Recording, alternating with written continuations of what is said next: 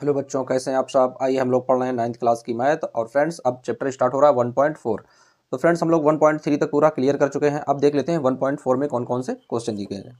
तो यहाँ पर डाल लेते हैं एक्सरसाइज 1.4 करेंगे हम लोग। एक्सरसाइज 1.4। तो आइए देख लेते हैं 1.4 में कौन कौन से सवाल दिए गए हैं। पहला सवाल देख लेते हैं 1.4 का।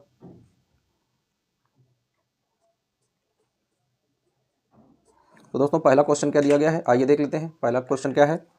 तो पहला क्वेश्चन लिखा है, आप लोगों की स्क्रीन के ऊपर आ रहा होगा कि बताइए नीचे दी गई संख्याओं में कौन कौन सी परिमेय है और कौन कौन सी अपरिमेय है। दोस्तों यहाँ पर बहुत सारी संख्याएं दी गई हैं, इनमें से हमें परिमेय और अपरिमेय संख्याओं को पिकआउट करना है दोस्तों, छांटना है कि कौन सी परिमेय है और कौन सी अपरिमेय है। तो आइए देख लेते हैं। सबसे पहले हम लोग पहले सवाल का पहला पॉइंट देखेंगे। तो पहले सवाल का पहला पॉइंट क्या दिया गया है, दिया गया है 2 माइनस रूट 5। ये क्वेश्चन दोस्तों दिया गया है। अब इसमें दोस्तों हमें ये बताना है कि यह परिमेय है या अपरिमेय है। तो यहाँ पर देख लेते हैं, दो तो यहाँ पर परिमेय संख्या है, लेकिन अंडर रूट 5 एक अपरिमेय संख्या है। दो को तो हम पी बटे क्यू के रूप में रख सकते हैं, लेकिन अंडर रूट 5 को पी बटे क्यू के रूप में नहीं रख सकते हैं। तो एक परिमेय और एक अपरिमेय संख्या का यदि प्लस किया जाए, यानी एक परिमेय संख्या और एक अपरिमेय संख्या जोड़ी जाए, यहाँ पर समझ लेते हैं। दो क्या है, दो परिमेय संख्या है।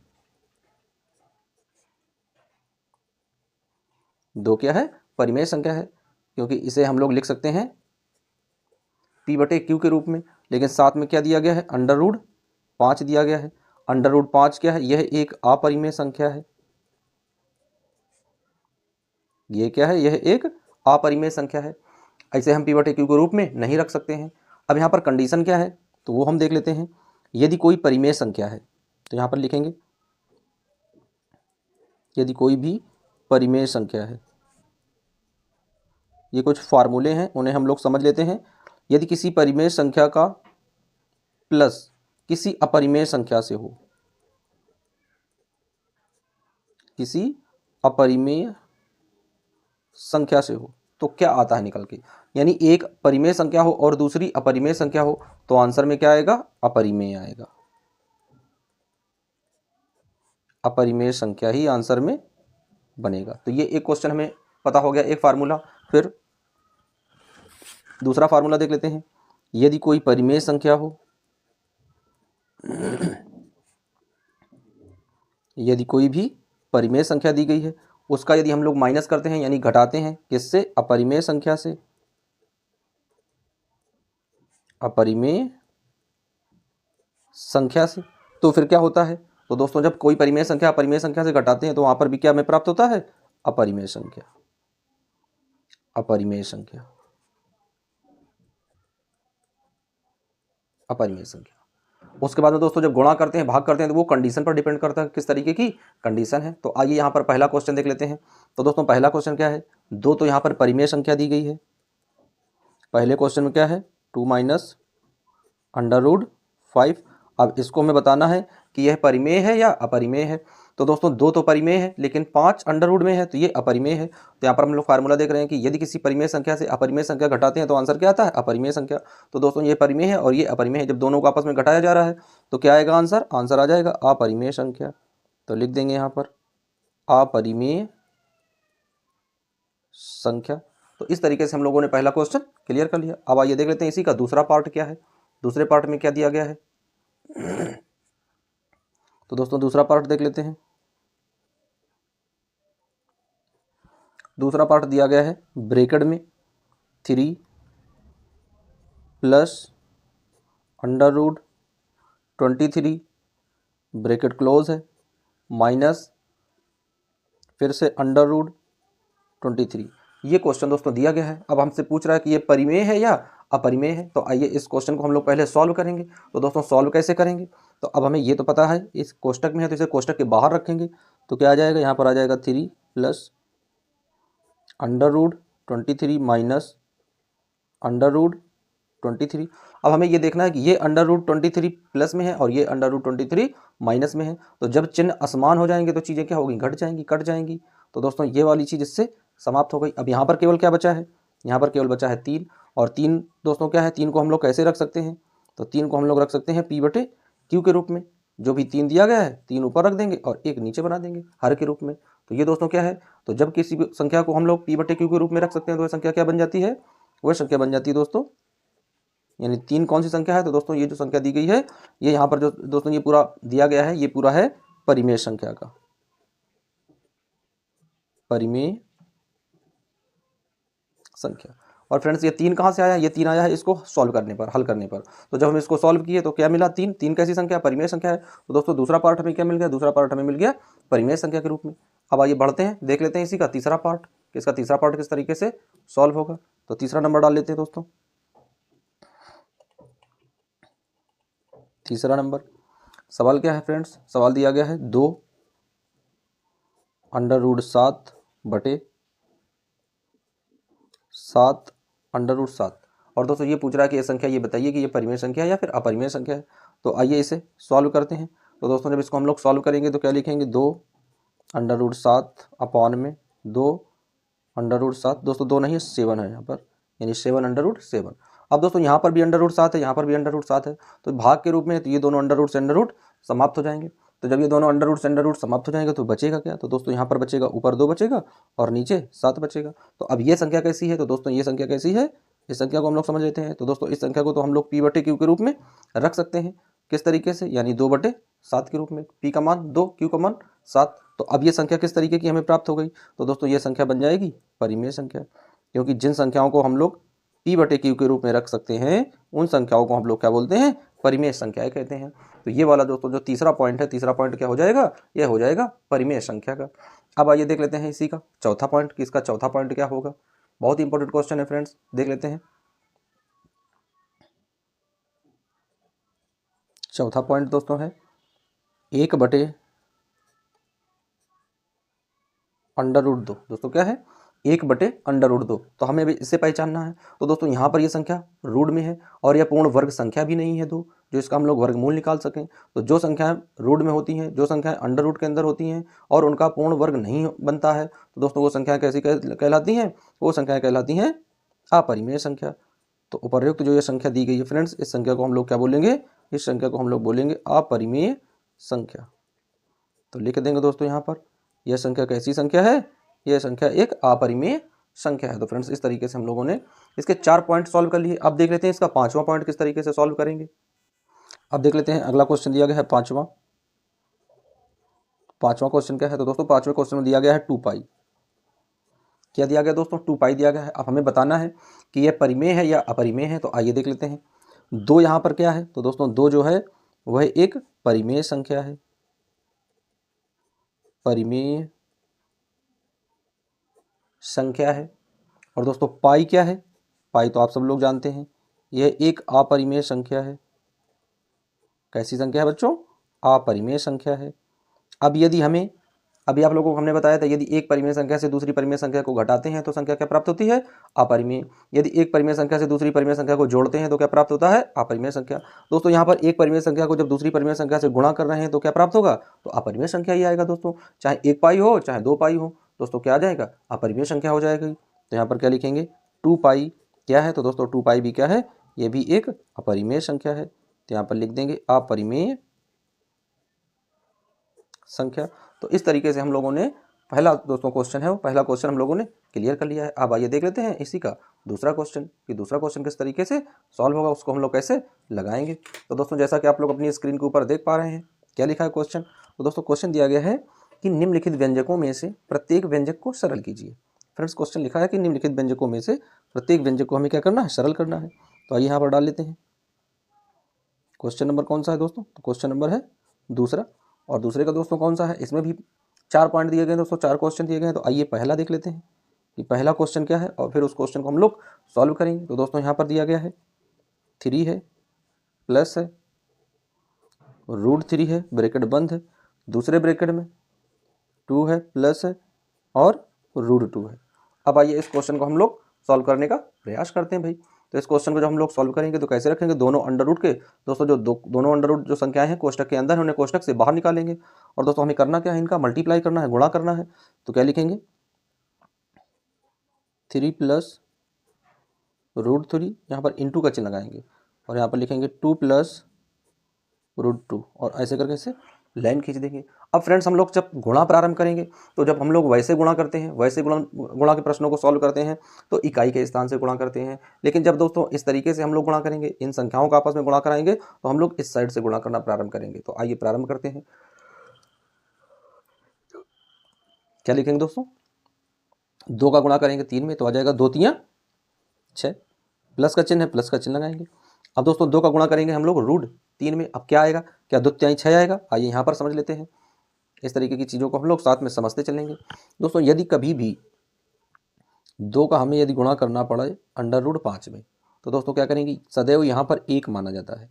क्या होता है? 1 होता है। तो इस संख्या में इसका गुणा होता है, कभी भी रूट के अंदर इसका गुणा नहीं होता है। तो गुणा करेंगे 2 एकम 2, तो क्या आ जाएगा दोस्तों? आ जाएगा 2√5। इस तरीके से यदि कोई संख्या हो, जैसे लिखा हो √2 और गुणे में √3, तो दोस्तों जब रूट के अंदर दोनों संख्याएं होंगी फिर दोस्तों उनका गुणा सदैव रूट के अंदर ही माना जाएगा। यानी दोनों को जब गुणा करेंगे तो 3 दूनी 6, तो यहाँ पर आ जाएगा √6। तो ये दोनों नियम आप लोगों को बिल्कुल एकदम अच्छे से पता होने चाहिए कि यदि एक संख्या परिमेय है और एक संख्या अपरिमेय है, जब उनका गुणा करेंगे तो वो रूट के अंदर उनका गुणा नहीं होगा। वो संख्या कैसे हो जाएगी? 2√5 के रूप में।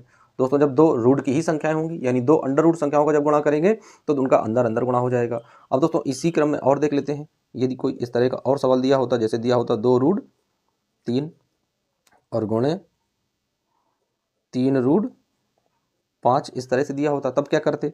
तब दोस्तों बाहर बाहर का गुणा करते और अंदर अंदर का गुणा करते। किस तरीके से? 3 दूनी 6, फिर रूट लगा देते और 5 तियां 15। तो इस तरीके से क्वेश्चन सॉल्व होता है। तो दोस्तों आप लोग समझ गए होंगे कि किस तरीके से रूट वाली संख्याओं को हम लोग गुणा करते हैं। आइए यहाँ पर हम लोगों ने गुणा कर लिया है, देख रहे हैं 2 का गुणा कर रहे हैं तो क्या आ जाएगा? 2 का 3 में किया दोस्तों, 2 का जब दोस्तों 3 में करेंगे 2 तियां 6 आ जाएगा। प्लस का चिन्ह लगाया दोस्तों, 2 का गुणा करेंगे तो यहाँ पर बाहर गुणा होगा तो आ जाएगा 2 और रूट के अंदर ही 3 आ जाएगा। उसका दोस्तों प्लस का चिन्ह लगाएंगे, प्लस का चिन्ह आ जाएगा। और दोस्तों प्लस का चिन्ह लगाने के बाद में √2 का जब गुणा करेंगे तो दोस्तों यहाँ पर √2 है और यहाँ पर 3 है। तो दोस्तों जब 3 है तो जब गुणा कराएंगे तो क्या आ जाएगा? यहाँ पर आ जाएगा दोस्तों 3 √2। उसके बाद दोस्तों प्लस का चिन्ह है तो प्लस का चिन्ह लगाएंगे। अब ये √2 संख्या है और ये √3 संख्या है।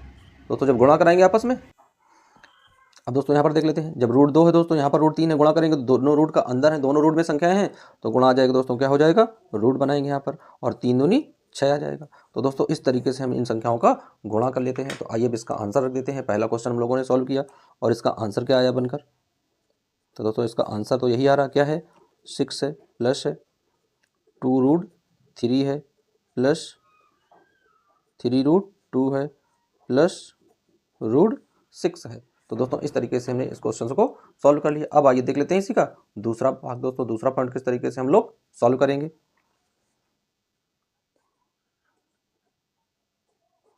तो दूसरा पॉइंट देखते हैं। दोस्तों दूसरा पॉइंट क्या है? दिया गया है ब्रैकेट में 3 है, प्लस √3 है, दूसरे ब्रैकेट में 3 है, माइनस √3 है। और इस क्वेश्चन को हमें क्या करना है? सॉल्व करना है। तो आइए ये क्वेश्चन हम लोग 2 तरीके से सॉल्व करेंगे, 2 नियमों से लगाएंगे। तो आइए पहले नॉर्मल तरीके से, इस तरीके से, यानी गुणन के तरीके से दोस्तों हम लोग सॉल्व करते हैं। तो क्या आ जाएगा? 3 प्लस √3, यहाँ पर गुणक चिन्ह आ जाएगा दोस्तों, यहाँ पर 3 माइनस √3, लाइन खींचेंगे, गुणा बनाएंगे दोस्तों। किस तरीके से? 3 का 3 में करेंगे, 3 3 9 आ जाएगा दोस्तों। उसके बाद प्लस का चिन्ह लगाएंगे, 3 का इसमें करेंगे तो आ जाएगा 3 और √3। अब दोस्तों यहाँ पर माइनस का चिन्ह है तो यहाँ पर माइनस का चिन्ह आ जाएगा। √3 का गुणा प्लस में करेंगे दोस्तों तो कितना आ जाएगा? यहाँ पर आ जाएगा 3 और √3, इस तरीके से। फिर दोस्तों ये माइनस का चिन्ह है और इसका अंदर इसका इसमें गुणा होगा तो दोस्तों ये माइनस है तो माइनस का साइन आ जाएगा। अब अंदर अंदर का गुणा करेंगे तो 3 3 9, तो √9 आ जाएगा। अब दोस्तों यहाँ पर देख लेते हैं, तो ये प्लस का है और ये माइनस का है, तो ये दोनों संख्याएं आपस में कैंसिल हो जाएंगी क्योंकि दोनों संख्याएं समान है। यहाँ पर क्या बचा है? 9, यहाँ पर क्या है दोस्तों? माइनस। अब यहाँ पर देख रहे हैं फ्रेंड्स, क्या है? √9 है। √9 किस संख्या का दोस्तों वर्गमूल होता है? तो दोस्तों ये होता है 3 का वर्ग। इसका वर्गमूल क्या बनेगा दोस्तों? 3 आ जाएगा। तो 3 बराबर 9 में से 3 कम करेंगे 6 आ जाएगा। तो दोस्तों इस तरीके से इसका आंसर क्या मिला दूसरे का?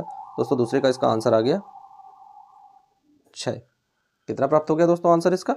6 मिल गया। अब आइए इसे दूसरे तरीके से समझ लेते हैं हम लोग। एक और इसका बिंदास तरीका है, वो आप लोगों को बता देते हैं। देख लेते हैं क्या सवाल है। तो दोस्तों सवाल दिया गया है 3 प्लस √3 है, दूसरे ब्रैकेट में 3 माइनस √3 है। दोस्तों यदि हम लोग मान लें इनको a और b के रूप में, दोस्तों मान लें a बराबर 3 है, b बराबर रूट का 3 है। तो दोस्तों अब आइए यहाँ पर देख लेते हैं किस तरीके से हमारी संख्याएं बनेंगी। दोस्तों ये हमने क्या किया है, मान लिया है, इनको हमने मान लिया है कि मानना ये जो संख्याएं हैं इस तरीके से हैं। तो अब आइए इनके लिख लेते हैं। तो दोस्तों 3 की जगह क्या है, a है, तो यहाँ पर आ जाएगा a प्लस बी। दूसरे ब्रैकेट में दोस्तों यहाँ पर आ जाएगा a माइनस बी। और आप लोगों को कुछ याद आया, ये कौन संख्या का दोस्तों फार्मूला है, a plus B a minus B. ये है दोस्तों a स्क्वायर माइनस का b स्क्वायर। तो दोस्तों अब a स्क्वायर माइनस का b स्क्वायर है, तो a स्क्वायर माइनस का b स्क्वायर हम लोग रख लेते हैं।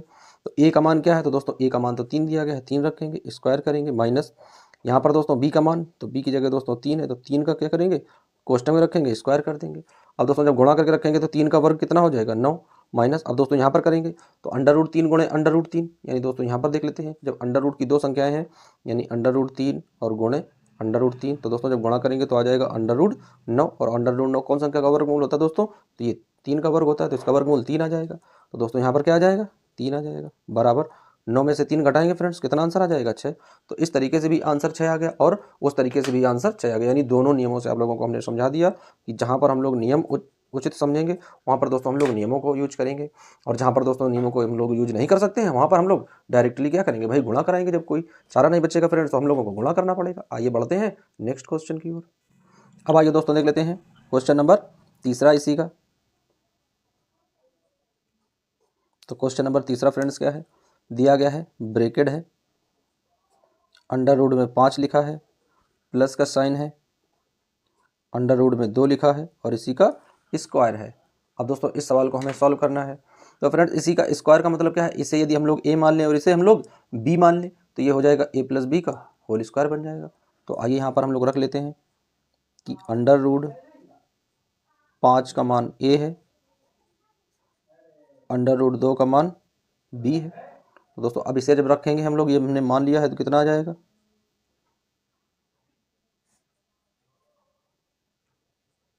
दोस्तों यहाँ पर क्या बनेगा, अंडर रूट 5 की जगह हम लोग a रख देते हैं तो आ जाएगा a प्लस, दोस्तों अंडर रूट 2 की जगह हम लोग b रख देते हैं, क्या आ जाएगा b और इसी का होल स्क्वायर, दोस्तों a प्लस बी का होल स्क्वायर। अब ये फार्मूला तो हम लोग जानते ही हैं, a प्लस बी का होल स्क्वायर जब होता है दोस्तों तो क्या आता है, निकल कर आता है a square plus B square और प्लस 2ab।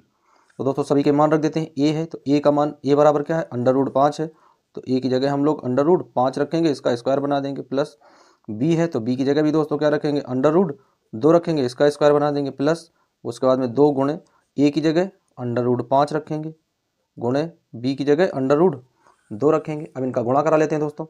तो जब 2 का गुणा करेंगे दोस्तों तो अंडर रूट 5 गुणे अंडर रूट 5 करेंगे, या तो इसका हम लोग डायरेक्टली क्या करते हैं, अंडर रूट कैंसिल कर दें, या तो हम लोग 25 करें, उसके बाद में 25 कौन संख्या का वर्ग होता है, वर्गमूल दोस्तों होता है 5 का, तो 5 आ जाएगा। तो दोस्तों हमको लोगों को बस एक चीज़ समझनी है कि यदि कोई भी जैसे अंडर रूट ए दिया जाए और इसका यहाँ पर स्क्वायर लगा हो, तो जब इसे हम लोग सॉल्व करेंगे तो केवल ए रखेंगे, यानी स्क्वायर जो है ये अंडर रूट को गायब कर देता है।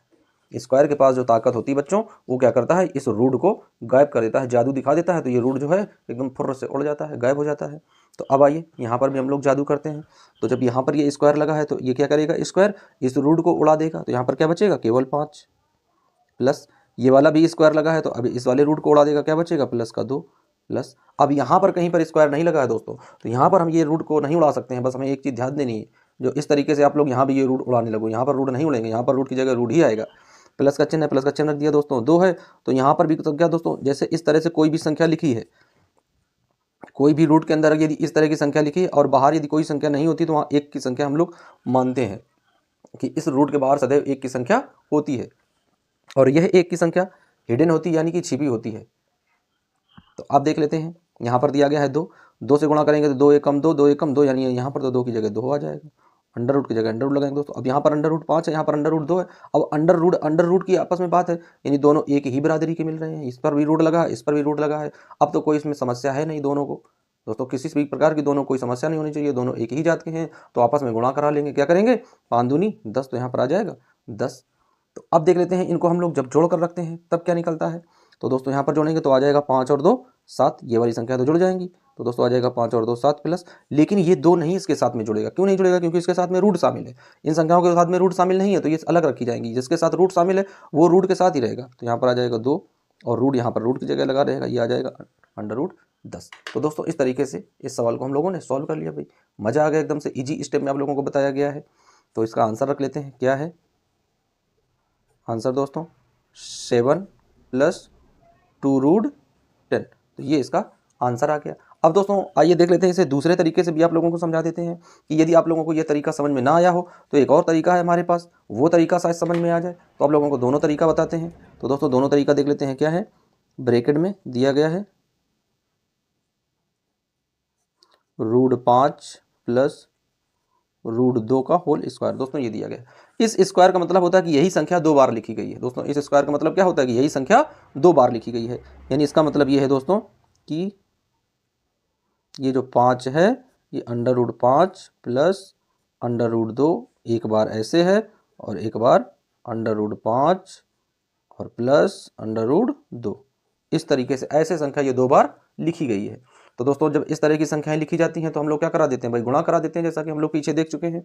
तो आइए इसे सॉल्व करते हैं। क्या लिखेंगे? √5 धन √2, गुणा चिन्ह लगाएंगे, √5 धन √2। इस तरीके से लाइन खींच देंगे। अब आइए इसका मल्टीप्लाई कर देते हैं फ्रेंड्स। तो 5 से 5 में करेंगे, आ जाएगा √25। अब आइए दोस्तों देख लेते हैं, प्लस का चिन्ह लगा है तो प्लस का चिन्ह लगा देंगे भाई।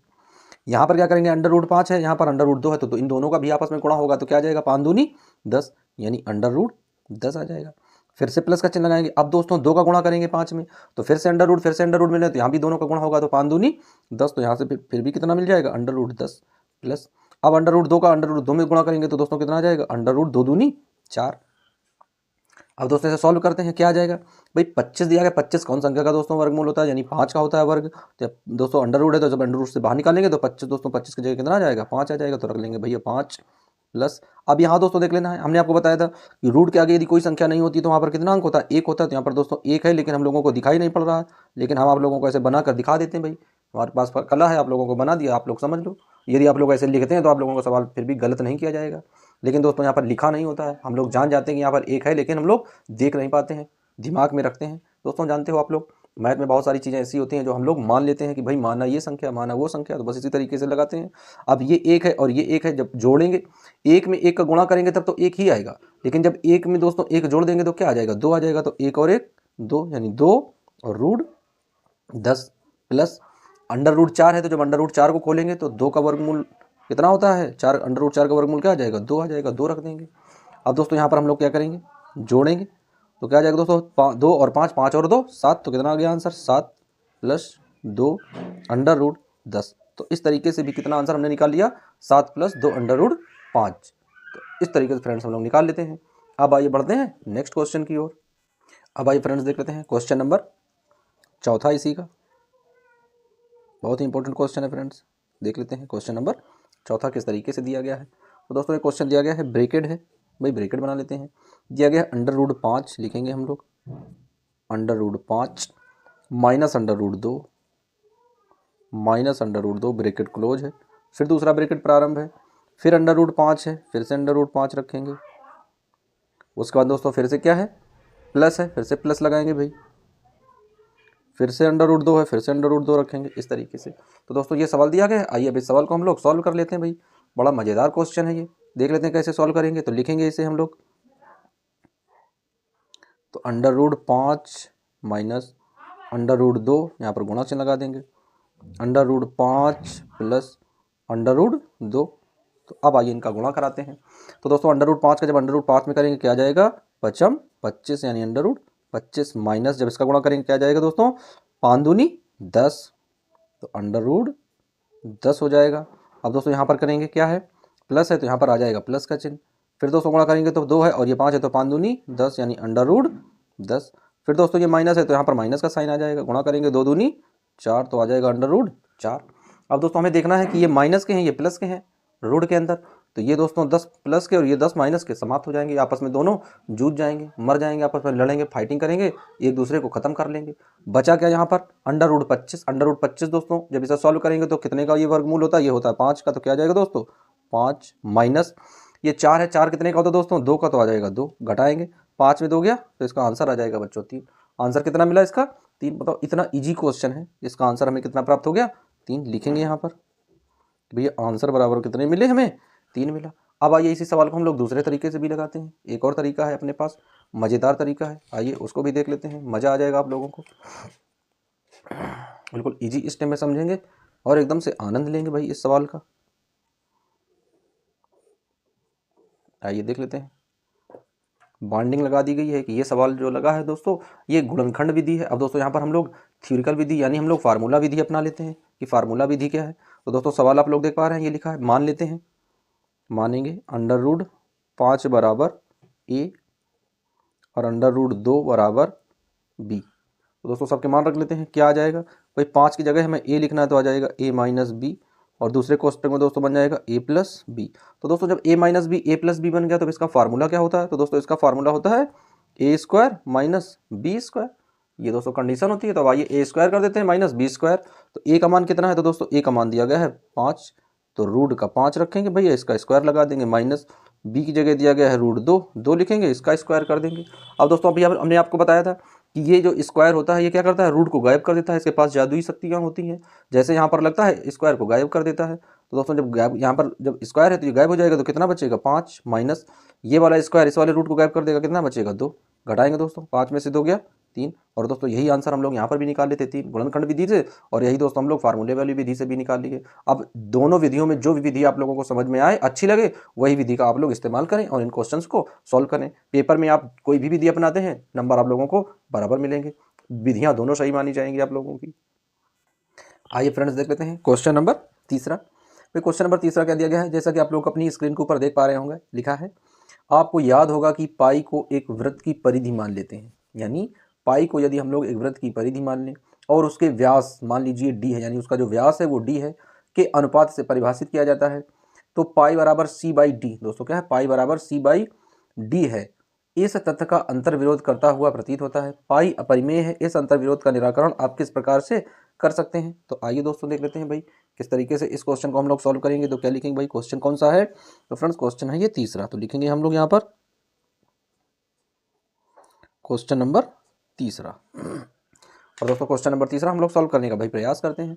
कह रहा है क्वेश्चन, कह रहा है कि आपको याद होगा कि पाई जो है वो एक वृत्त की परिधि है। तो दोस्तों हमें सबसे पहले तो एक वृत्त बनाना होगा। तो आइए यहाँ पर हम लोग एक छोटा सा वृत्त ड्रा कर लेते हैं।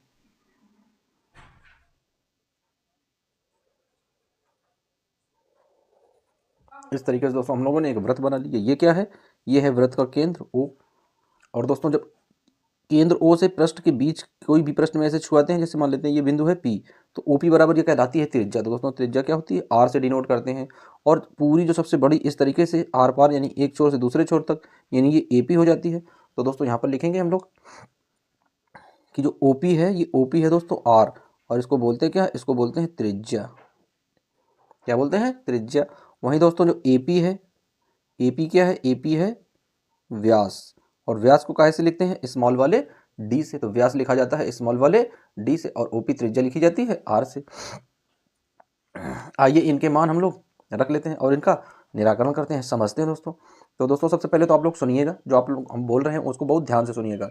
जब हम किसी भी स्केल या अन्य किसी युक्ति से लंबाई नापते हैं दोस्तों, किसी की भी जब हम लोग लंबाई नापते हैं, किससे? पटरी से।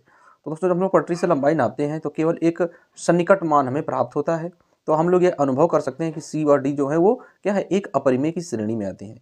इसमें कोई विरोधाभास नहीं है, क्योंकि C और D दोनों अपरिमेय हैं। यानी जब C और D दोनों अपरिमेय हैं तो इसमें कोई प्रकार का विरोधाभास होगा नहीं दोस्तों। जब दोनों अपरिमेय संख्याएं होंगी तो क्या वो आपस में लड़ेंगी? एक ही जात की हैं, लड़ेंगी नहीं। अब दोस्तों लोगों में ऐसा होता है कि एक ही कास्ट के होते हैं तो वो लड़ने लगते हैं, लेकिन संख्याओं में ऐसा नहीं होता। यदि वो एक ही कास्ट के हैं, यदि वो परिमेय परिमेय है तो नहीं लड़ेंगी, अपरिमेय अपरिमेय है तो वो नहीं लड़ेंगी। तो वो आपस में मिलजुल कर रहती हैं जब समान होती हैं। तो आइए अब इस क्वेश्चन को हम लोग सॉल्व कर लेते हैं। हमें सिद्ध भी करना है कि पाई बराबर जो है वो C/D होता है। तो आइए मान रख लेते हैं दोस्तों। जो D का मान है दोस्तों क्या है? यानी जो व्यास होता है, व्यास होता है दोस्तों, वो होता है 2R। दोस्तों क्या होता है? 2R होता है व्यास का मान। अब दोस्तों हम लोग रख लेते हैं कि ये वृत्त है, वृत्त की परिधि। दोस्तों क्या लिखेंगे यहाँ पर? सबसे पहले लिख लेते हैं वृत्त की त्रिज्या। लिखेंगे दोस्तों वृत्त की त्रिज्या बराबर R है। वृत्त का व्यास वृत्त का व्यास, तो वृत्त का व्यास क्या है, d है। वृत्त की परिधि मान लेते हैं, क्या लिखेंगे, वृत्त की परिधि। तो दोस्तों वृत्त की परिधि क्या होती है, 2 पाई r। दोस्तों क्या होता है, वृत्त की परिधि होती है 2 पाई r। और परिधि को लिखते कैसे हैं दोस्तों, इसको लिखते हैं हम लोग c से। तो c बराबर क्या आ जाएगा, 2 पाई r आ जाएगा दोस्तों। अब इसी को हमें आगे बढ़ाना है, तो क्या आ जाएगा दोस्तों, जब आगे बढ़ाएंगे यानी c बराबर पाई पहले लिख देते हैं, तो पाई पहले आ जाएगा इंटू 2r आ जाएगा। अब दोस्तों 2r का मान क्या है, तो 2r का मान है ये, यहाँ से लिख लेते हैं 2r बराबर क्या है, d है। तो यहाँ पर भी हम लोग लिख लेंगे, तो क्या आ जाएगा, c बराबर पाई इंटू डी। दोस्तों क्या आ जाएगा, c बराबर पाई इंटू डी। अब अगर हमें यदि पाई का मान निकालना होगा तो क्या आ जाएगा, ये c ऊपर रहेगा और ये d इसके नीचे आ जाएगा, बराबर पाई। तो दोस्तों पाई की वैल्यू कितना आ गई, c बाई डी। और यही क्या है, सवाल में दिया भी गया है कि हमें इसको सिद्ध करना है। तो क्या आ गया दोस्तों, यहाँ पर लिखेंगे, यानी पाई की वैल्यू हम लोगों ने किसके बराबर में सिद्ध कर ली है, तो दोस्तों पाई बराबर आ गया है c बाई डी। और यही बात हमें क्या करनी थी, सिद्ध करनी थी। ये चीज़ हमने सिद्ध भी कर दी। तो इस तरीके से दोस्तों हम लोगों ने तीसरा क्वेश्चन सॉल्व कर लिया। तो दोस्तों इस तरीके से क्वेश्चंस को सॉल्व करते हैं। मिलते हैं दोस्तों फिर किसी नए वीडियो के साथ, जब तक के लिए फ्रेंड्स जय हिंद।